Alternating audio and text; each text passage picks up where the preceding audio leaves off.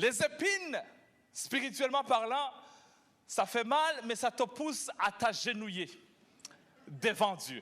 De la vie, c'est comme des fois les gens blâment Dieu pour ce qui leur arrive. Non, Dieu n'envoie pas des difficultés.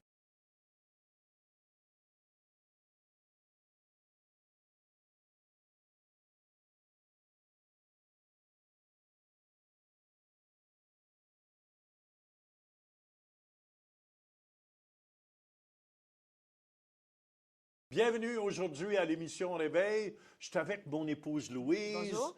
Et on va avoir un temps merveilleux aujourd'hui. On va continuer avec l'enseignement du pasteur Denis. Oui, avec pas de raccourci dans le succès. Il n'y a pas de raccourci. Il va nous partager aussi des épines qu'on peut avoir dans nos vies, des difficultés qu'on peut rencontrer, mais il faut savoir prendre tout si on va avoir du succès. Oui, si on Et veut avancer. on a aussi Pasteur Mathieu qui a un chant merveilleux qu'on a enregistré dans les rues de Paris. Oui.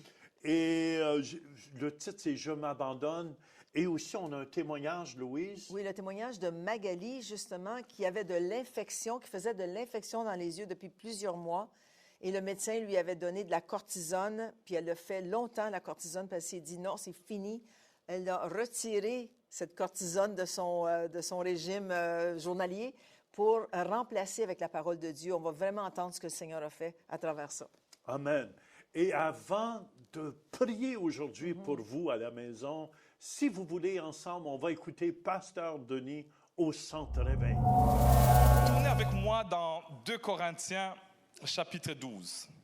Pour ceux qui étaient au premier service, on a vu comment Jésus a choisi de se soumettre même au baptême de Jean-Baptiste, qui voulait le résister, qui lui disait non, tu peux prendre un raccourci. Mais Jésus a dit non, non, laisse faire, on va passer par là. Et il s'est humilié, et en s'humiliant, non seulement les cieux se sont ouverts, non seulement l'autorité du Saint-Esprit est venue sur lui, il a reçu la confirmation, l'approbation du Père.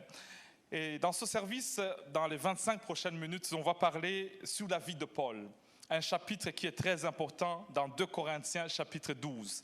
On le prend pour Paul, on va le prendre aussi pour l'église de Corinthe, on peut le prendre comme une église locale, on va le prendre comme aussi le peuple de Dieu dans ce que nous sommes de traverser. Il n'y a pas de raccourci vers le succès. Quelqu'un peut dire à son voisin, il n'y a pas de raccourci vers le succès. Il n'y a pas de raccourci. Quittant Québec, en venant à Ottawa, je cherche toujours le raccourci. Quelle est l'autoroute qui va plus vite? La 40, la 20, la 417 ou la 50? Mais j'ai découvert qu'il n'y a pas de raccourci. Des fois, il faut y aller étape par étape et le Seigneur est avec toi.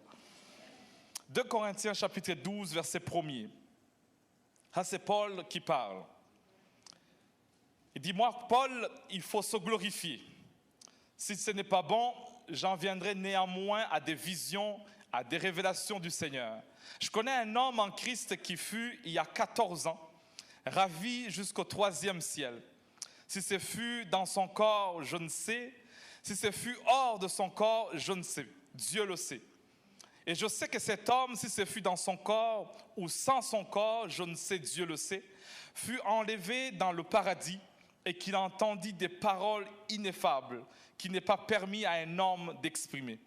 Je me glorifierai d'un tel homme, mais de moi-même, je ne me glorifierai pas, sinon de mes infirmités. Je voulais me glorifier. Je ne serai pas un insensé car je dirai la vérité. Mais je m'en abstiens, afin que personne n'ait à mon sujet une opinion supérieure à ce qu'il voit en moi ou ce qu'il entend de moi. Et pour que je ne sois pas enflé d'orgueil à cause de l'excellence de ces révélations, il m'a été mise une écharde dans la chair, un ange de Satan, pour me souffléter et m'empêcher de m'enorgueillir. 3 fois j'ai prié le Seigneur de l'éloigner de moi, et il m'a dit, ma grâce te suffit, car ma faiblesse s'accomplit, ma force en puissance s'accomplit dans la faiblesse.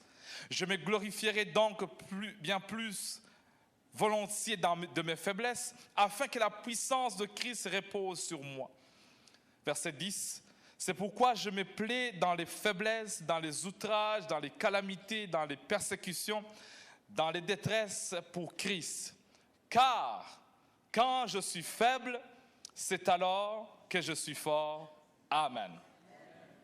Ici, Paul nous dit, j'ai connu un succès. J'ai connu un succès. Le verset 1, il dit, je voulais me glorifier du succès que j'ai eu. Je voulais le dire à haute voix, ce que j'ai vu, ce que j'ai entendu dans le ministère, ce que j'ai vu comme Église, comme j'ai vu comme Paul. C'est extraordinaire. Non seulement il dit, il a entendu des choses que l'homme ne peut pas exprimer, mais il dit, j'ai été ravi au 3e ciel. Il dit, j'ai entendu des choses, j'ai été au paradis, j'ai vu des choses extraordinaires. Mais je choisis de dire mes infirmités. Je choisis de dire quelque chose qui m'a touché et que personne d'autre ne peut se glorifier. Ce sont des moments de persécution, des moments de faiblesse, des moments des outrages, des calamités. Il dit au verset 7, pour que je ne sois pas enflé d'orgueil à cause de l'excellence, du succès, de ces révélations, il m'a été mis une écharde dans la chair. Je regardais dans le dictionnaire, écharde veut dire une épine, quelque chose qui est pointu. Il y a quelque chose qui me faisait mal. Chaque fois que je voulais dire le succès que j'ai eu, il y a eu une épine, il y a une écharde qui vient. Tournez avec moi dans le livre de Genèse, chapitre 3. On va voir la première fois où on parle d'une épine. Genèse 3, verset 15. Je mettrai inimitié entre toi et la femme, entre ta postérité et sa postérité. Celle-ci t'écrasera la tête et tu lui blesseras le talon. Il dit à la femme, j'augmenterai la souffrance de tes grossesses. Tu enfanteras avec douleur et tes désirs se porteront vers ton mari. Mais il dominera sur toi. Il dit à l'homme, puisque tu as écouté la voix de ta femme et que tu as mangé de l'arbre au sujet duquel je t'avais donné cet ordre, tu n'en mangeras point, le sol sera maudit à cause de toi. Et il dit ceci, c'est à force de tes peines que tu en tireras ta nourriture tous les jours de ta vie. Le verset 18, il te produira des épines et des ronces. Tu mangeras l'herbe des champs. Verset 19, c'est à la sueur de ton visage que tu en mangeras du pain jusqu'à ce que tu retournes dans la poussière d'où tu as été pris. Car tu es poussière et tu retourneras dans la poussière. Ici, c'est Paul, c'est Genèse qui nous parle de Adam et Ève. Ils ont fait une erreur, ils ont commis une faute, ils ont commis un péché. Et Dieu leur dit, il y aura désormais des conséquences. Le sol produira des épines, produira des échardes, produira des ronces, produira des choses qui vont vous piquer. Tu ne le veux pas, mais dans le chemin, il y aura des épines. Tu ne le veux pas, mais dans ton parcours, il y aura des épines qui viendront. Ne sois pas surpris, il y aura des épines. Et les épines, ça fait mal. Quand j'étais jeune, des fois on allait jouer au soccer, au football, et on se mettait des fois à enlever les chaussures pour se sentir le maître de la terre. Et en jouant, tout d'un coup, tu sens une épine, je ne sais pas qui vient d'où, et ça fait mal. Et ça te met des fois dans une position où tu te mets par terre pour l'enlever. Les épines, spirituellement parlant, ça fait mal, mais ça te pousse à t'agenouiller devant Dieu. A dit, je reconnais que je suis un homme. Je suis la poussière et je n'ai pas la force, j'ai besoin de toi. Quelqu'un peut dire amen. Il y aura des épines dans 2 endroits. La première, c'est dans les relations. Les enfants que tu vas enfanter, il y aura des douleurs, il y aura des épines. Ton mari, oui, il est chouchou chéri, c'est intime, c'est moi, I love you. Mais il y aura des épines. Quelqu'un peut dire qu'il y a des épines. Il n'y a pas de succès, il n'y a pas de raccourci, il y aura des épines. Dans le chemin, on aimerait avoir une autoroute sans problème, mais dans les relations, premièrement, il y aura des épines. Dis à ton voisin, il y a des épines. Pas de raccourci vers le succès. Il y a des épines dans les relations. Ton mari, tes enfants, ton boss au travail, tes voisins, à un moment, vous vous entendez bien, mais tout d'un coup, le sol produira des épines. Dans le ministère, tu seras en train de servir Dieu, mais tout d'un coup, il y aura des épines. Tu aimeras le Seigneur de tout ton cœur. Oui, c'est bon. Tu chanteras dans le choral. Oui, c'est bon. Tu parlais en langue remplie du Saint-Esprit, mais tout d'un coup, il y aura... Dis à ton voisin, il y a des épines. Et l'église, des fois, ça pique et des fois, ça nous fait mal. C'est pourquoi on parle d'une église en bonne... Une église en bonne... Parce qu'il y a des épines dans des églises. Est-ce que je peux parler? Il y a des épines dans des nations. Tout semble bon, mais tout d'un coup, à cause des élections qui viennent, il y a un bon ministère, tu travailles en fonction publique, tout marche bien, et tout d'un coup, ton superviseur, ta directrice, ta gérante, ton ministre, ton sous-ministre, ta secrétaire, ta réception, et il y a des épines qui commencent. Dis à ton voisin, il y a des épines. La deuxième, il dit, il y aura des épines dans le travail. Tu seras en train de travailler à Adam, tu seras en train de progresser, mais le jardin, les champs, il y aura des épines. Ne sois pas surpris. C'est pour te montrer que tu es un homme. Ça va te faire mal, ça va te briser, mais mets-toi à genoux et prie, parce que tu es poussière et tu as besoin du Dieu le Père pour te bander et te donner la force d'avancer. Tu vas pleurer avec ton copain, tu vas pleurer avec ton fiancé, mais ce n'est pas la fin du monde. Relève-toi, ce sont des épines seulement. Tu seras brisé, mais je vais t'apprendre que l'homme ne vit pas du pain seulement, mais de toute parole qui sort de la bouche de l'Éternel. Il y aura des ronces, il y aura des épines. Dans les finances, ce sera en train de bien avoir un bon montant. Mais tout d'un coup, on te dira, ton travail est terminé. Il y a des épines, mes bien-aimés. Il y a des épines. Et ici, Paul, dans le texte qu'on a dit de 2 Corinthiens, Paul est en train de parler des épines. Au chapitre précédent, il est en train de parler que dans le ministère qu'il est en train de faire dans une église, dans une ville à Corinthe, tout d'un coup, il y a eu des soi-disant apôtres par excellence. Il dit, ces hommes, ils amenaient des nouvelles révélations. L'église disait, waouh, on n'a jamais entendu de telles révélations. Même Paul n'en a pas. Il dit, ces gens ont commencé à donner des discours. Quand les autres apôtres, des super apôtres, des apôtres par excellence prêchaient, tout le monde disait, wow, Paul, tu nous as menti. On pensait que tu étais le meilleur, mais là, on a vu les meilleurs. On pensait que tu étais bon. Eux, ils sont excellents. Ils ont des lettres de recommandation. Ils sont reconnus avec des titres. Ils sont apôtres tels. Ils ont des lettres, des diplômes. Et ils ont demandé à Paul, est-ce que tu as un diplôme, par exemple? Est-ce que tu as une lettre de recommandation? Et Paul commence à dire, je n'ai pas de lettre de recommandation. Vous êtes ma lettre de recommandation. C'est moi qui vous a engendré dans la foi. C'est moi qui vous a amené à Christ. Ces gens-là, ils sont des mercenaires. Mais c'est moi votre père. Mais Paul disait, comme dans Genèse, les enfants, ça va amener des épines. Ça fait mal, ça pique. Mais Paul ne soit pas surpris.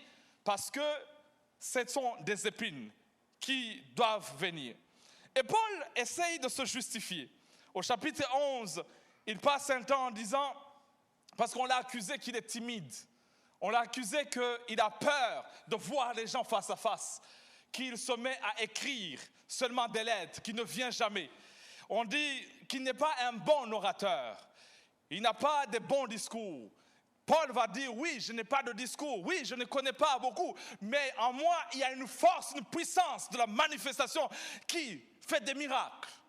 Oui, je ne charge pas d'argent, parce qu'à ce temps-là, pour être un bon orateur, tu dois charger cher. Et Paul, c'était gratuit. Il disait, c'est gratuit, c'est-à-dire c'est nul, c'est zéro. Mais Paul dit, je vais me glorifier, non pas de ce que j'ai, mais de ce que le Seigneur a fait dans ma vie. Il dit, j'aurai un sujet à me glorifier. Je suis né le huitième jour, j'ai été circoncis. Je suis un Israélite. En plus de cela, je suis un Benjamite. Je viens de Benjamin, la famille du roi Saül. Je suis de la famille royale. J'ai fait l'université de Jérusalem. Mon professeur, c'était Gamaliel, que tout le monde reconnaît. J'ai fait le PhD. Je suis dans un parti politique des pharisiens conservateurs à ce temps-là. Je suis connu par tout le monde. J'aurais aimé à me glorifier. D'ailleurs, j'avais eu des titres, mais dans toutes ces choses-là, si je veux me comparer aux autres apôtres que vous parlez, la seule chose qui fait la différence, c'est que moi, Paul, je n'ai pas pris de raccourci. Moi, Paul, je n'ai pas pris de raccourci.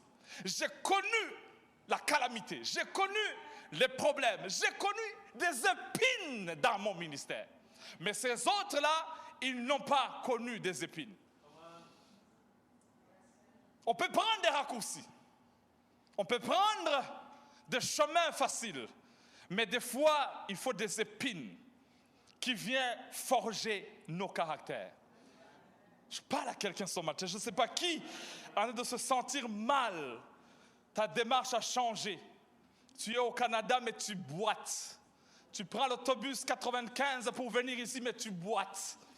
Tu prends 91 à Orléans, mais tu boites parce qu'il y a des épines en toi. Est-ce que je parle à quelqu'un qui a des épines ce matin? Oui, tu es avec ton chouchou chéri, ta femme, mais tu boites. Il y a l'hémorragie interne, pas externe, interne. Personne ne le voit, mais tu sais que tu...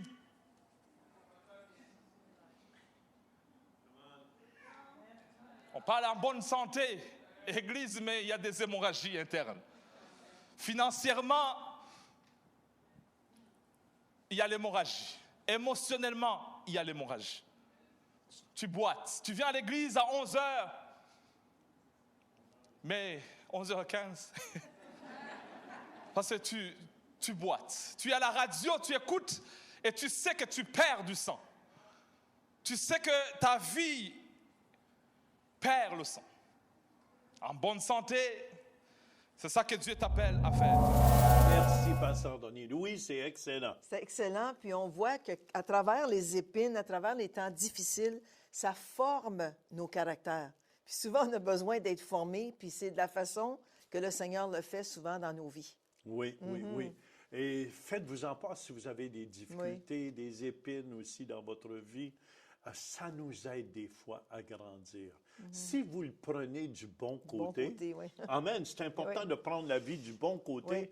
Voyez-le, Seigneur, t'es-tu après me former à travers de toutes ces difficultés-là? Dieu ne vous envoie pas des difficultés, mais à travers des difficultés de la vie, c'est comme des fois les gens blâment Dieu pour ce qui leur arrive.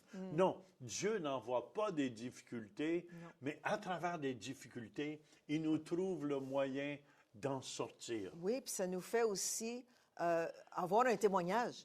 Mais c'est pour aider justement- les autres qui passent à travers les mêmes difficultés à dire, bien, Dieu m'a, à travers cette difficulté que j'ai vécue, Dieu m'a sorti de là et je suis plus fort ou plus forte aujourd'hui. Oui, Ça, c'est et important. on va voir à travers de ce témoignage aussi de Magali, oui. comment, à travers c'est la une épreuve cortisone, qu'elle a eue, oui. elle passe C'est à une épreuve. travers une épreuve, Oui. mais elle dit rien fonctionne avec les médecins.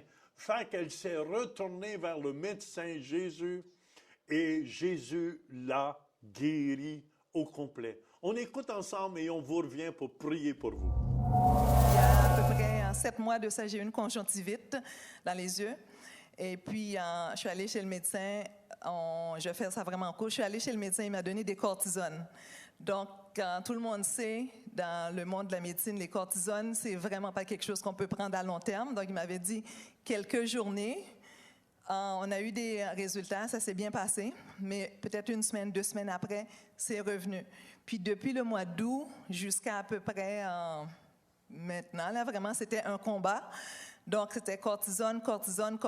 Puis à un moment donné, ça diminuait ma vue et ça causait beaucoup de problèmes. Donc, il y a 2 mois de ça, je me suis dit, j'arrête tous les médicaments, tout ce qu'ils me donnent, parce qu'ils m'avaient donné au niveau oral, voie orale, comme des gouttes. Alors, j'ai arrêté tous les médicaments. Je me suis dit, ça va être là, entre Dieu et moi.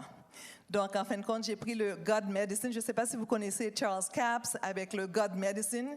Il dit, la parole vit, la parole est vivante, Dieu n'est pas un Dieu menteur, donc je vais voir vraiment la victoire à partir de ça.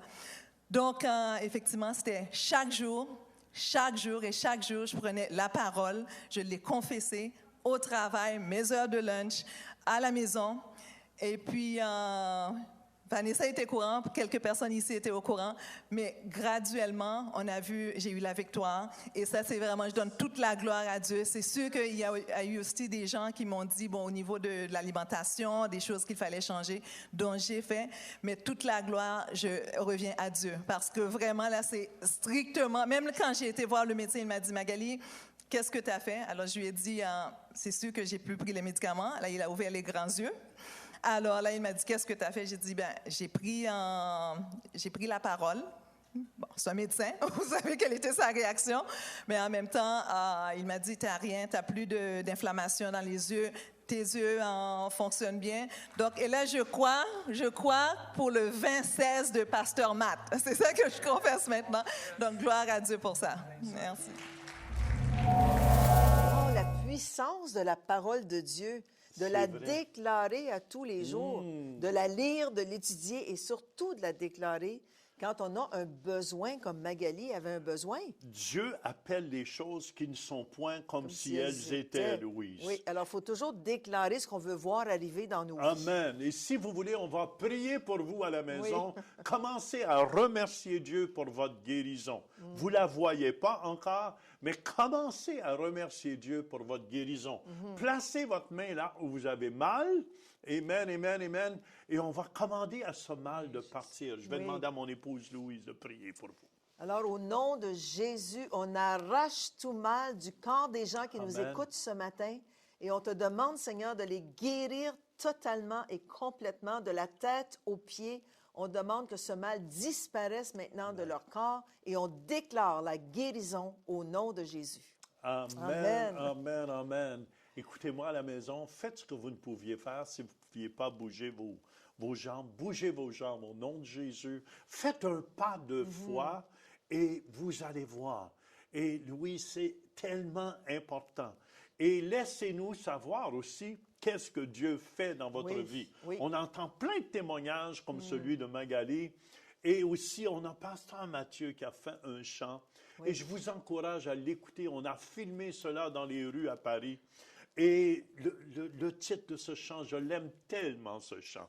C'est « Je m'abandonne ». Et si vous voulez, ensemble, en terminant l'émission, on va écouter ce chant « Je m'abandonne ».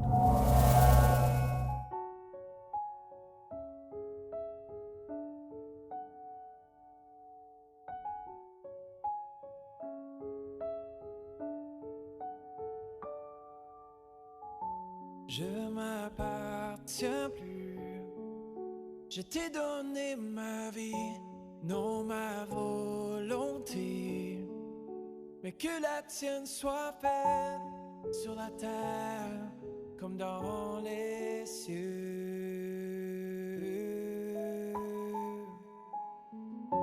Je m'appartiens plus, je t'ai donné ma vie, non ma volonté, mais que la tienne soit faite sur la terre comme dans les cieux.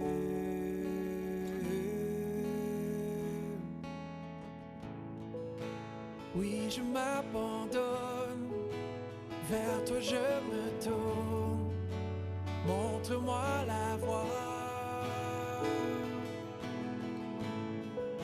Les yeux fixés sur toi, garde mon sentier pour l'éternité. Oui, je m'abandonne, vers toi je me tourne, montre-moi la voie. Les yeux fixés sur toi,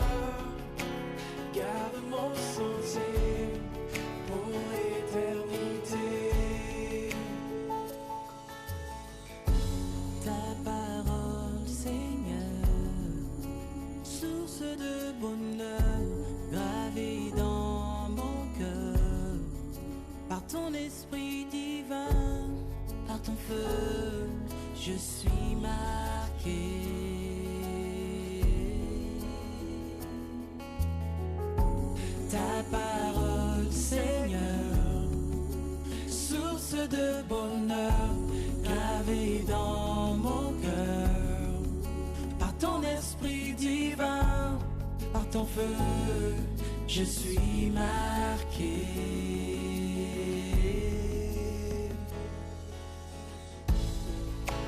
Oui, je m'abandonne, vers toi je me tourne, montre-moi la voie.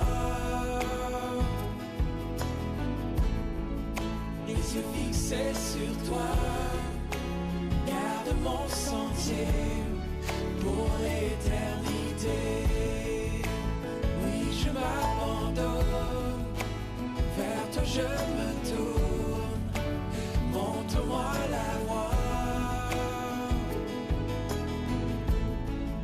Les yeux fixés sur toi, garde mon sentier pour l'éternité. Oui, je m'abandonne à toi pour l'éternité. Tu es mon désir, Seigneur, pour l'éternité. Alléluia, yeah. Pour l'éternité. Oui, tu es bon, Seigneur Jésus, pour l'éternité. Alléluia, yeah. Pour l'éternité. Toi et moi pour l'éternité. Pour l'éternité.